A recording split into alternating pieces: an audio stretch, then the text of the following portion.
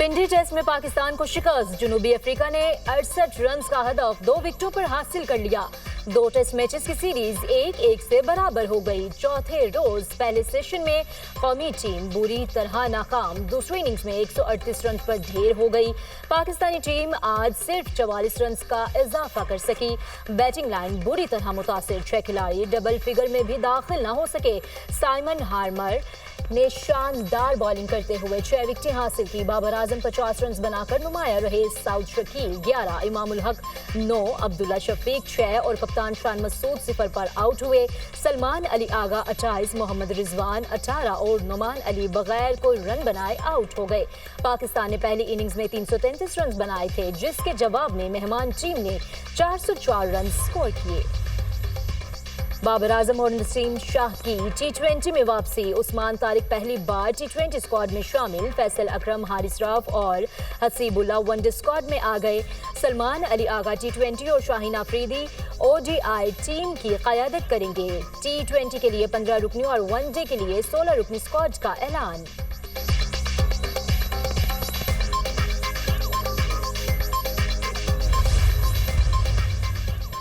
वज़ीर-ए-आज़म की ज़ेर सदारत वफाकी काबीना का इजलास आज होगा। मुल्की इक़्तिसादी और सियासी सूरत हाल पर गौर किया जाएगा। अफगानिस्तान से सीज़ फायर मुआहदे के बाद की सूरत हाल पर गौर होगा। वज़ीर दिफा ख्वाजा आसिफ अफगानिस्तान से मुआहदे पर ब्रीफिंग देंगे। ECC काबीना कमेटी कानून साजी के फैसलों की तौसीक की जाएगी। वज़ारत दाखिला ने TLP पर पाबंदी के हवाले से कानूनी कार्रवाई का आगाज कर दिया।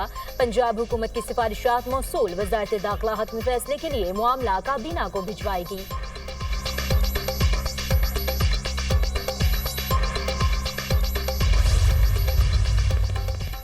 मजहब के नाम पर खिलवाड़ बंद होना चाहिए। पंजाब के अमन को खराब करने की इजाजत नहीं देंगे।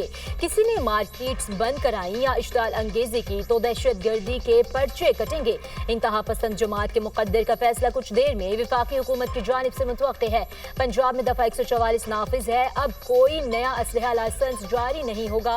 वज़ीर इत्तलात पंजाब अज़मा बुखारी की न्यूज़ कॉन्फ्रेंस। कहा 28 असलहा डीलर्स के लाइसेंस मनसूख कर दिए गए। बगैर लाइसेंस दुकानें सील कर दी गई हैं।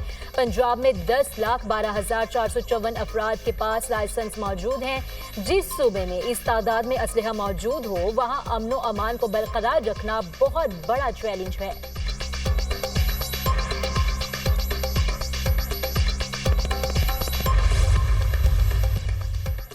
पाकिस्तान और पोलैंड के दरमियान वफूद की सतह पर मुलाकात। दो तरफा ताल्लुकात को मजीद मजबूत बनाने के अज़्म का अयादा। नायब वज़ीर-ए-आज़म इसहाक डार ने कहा पाकिस्तान और पोलैंड के दरमियान मजबूत राब्ते कायम हैं। पोलैंड के नायब वज़ीर-ए-आज़म बोले उम्मीद है दोनों मुल्कों के दरमियान ताल्लुकात मुस्बत सम्त में आगे बढ़ते रहेंगे। बेहतरीन इस्तकबाल और मेहमान नवाजी पर पाकिस्तान का शुक्रगुजार हूँ।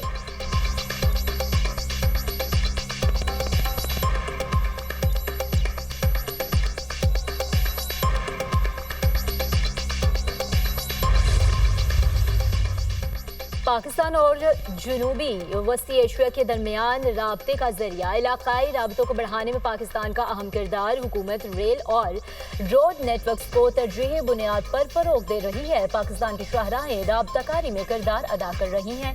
इलाकाई रवाबत का फरोग इज्तमाई तरक्की के लिए नागजीर है। नायब वज़ीर-ए-आज़म का रीजनल ट्रांसपोर्ट मिनिस्टर्स कॉन्फ्रेंस से खिताब। कहा पाकिस्तान के खित्ते में कुलीदी हैसियत है। CPEC के तहत रोड मंसूबे राबतों के हवाले से अहम हैं।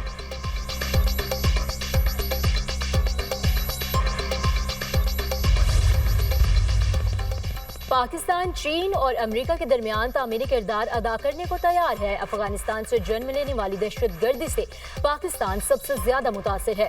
पाकिस्तान अमन का ख्वाह है मगर अवाम की सलामती पर समझौता नहीं करेगा।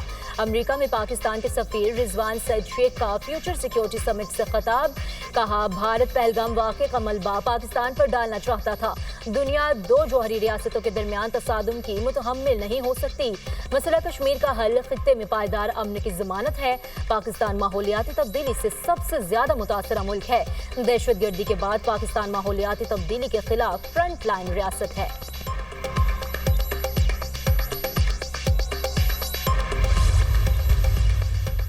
अमेरिका ने रूस की 2 बड़ी तेल कंपनियों पर पाबंदी आयद कर दी। रूसी सदर से मुलाकात करना मुनासिब नहीं लगा, इसलिए मुलाकात मनसूख कर दी। जब भी पुतिन से बात हुई है अच्छी होती है, मगर किसी नतीजे तक नहीं पहुंचती। नहीं चाहते रूस पूरे यूक्रेन पर कब्जा कर ले।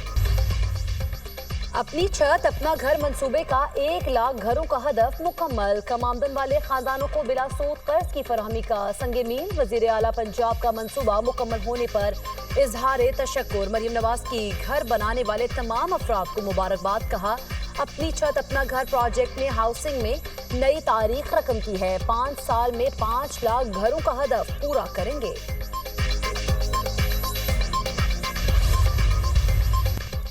कच्चे के 71 डाकुओं ने कानून के सामने सरेंडर कर दिया। लाड़काना डिवीजन के खतरनाक डाकुओं ने हथियार सिंध पुलिस को जमा करवा दिए।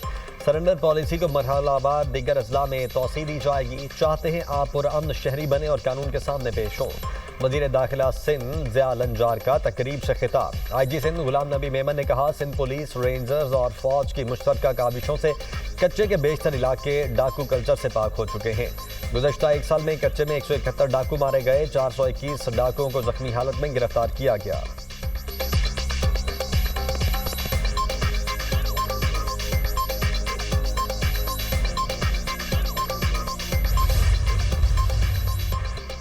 बलोचिस्तान दालबंदीन में सिक्योरिटी फोर्सेस के कामयाब कार्रवाई फितनल हिंदुस्तान की तश्कील का कलाकमा कर दिया। सिक्योरिटी फोर्सेस की बरवक्त और मौसर कार्रवाई के नतीजे में तमाम 6 दहशतगर्द जहान्नुम वासिल। सिक्योरिटी फोर्सेस का बाजोड़ में ख्वारिज के खिलाफ कामयाब एक्शन। शाही तंगी के जंगल में दहशतगर्दों के ठिकाने और सुरंगे तबाह। कार्रवाई में 1 खारजी हलाक, दीगर जख्मी होकर फरार। असलहा और मवासलाती आलात बरामद। सिक्योरिटी फोर्सेस ने इलाके को क्लियर कर दिया।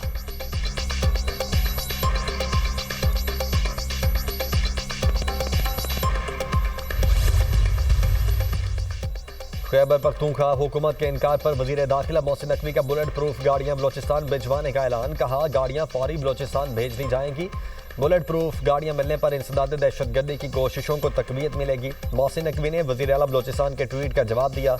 वजीर आला सरफराज बुगटी का वजीर दाखिला से इजहार तशक्कुर। कहा, बलोचिस्तान में अमन इस्तेहकाम हुकूमत की अव्वलीन तरजीह है। अमन दुश्मन अनासिर के खिलाफ कार्रवाइयाँ जारी रखेंगे। बुलेट प्रूफ गाड़ियाँ देने का फैसला वजीर दाखिला की ज़ेर सदारत इजलास में हुआ। दरपेश खतरात के पेश नज़र FC और पुलिस ने गाड़ियों का मुतालबा किया था। KP पुलिस को 3, FC को 2 गाड़ियां मिलना थीं। खैबर पख्तूनख्वा पुलिस को दी गई बुलेट प्रूफ गाड़ियों की अंदरूनी कहानी सामने आ गई।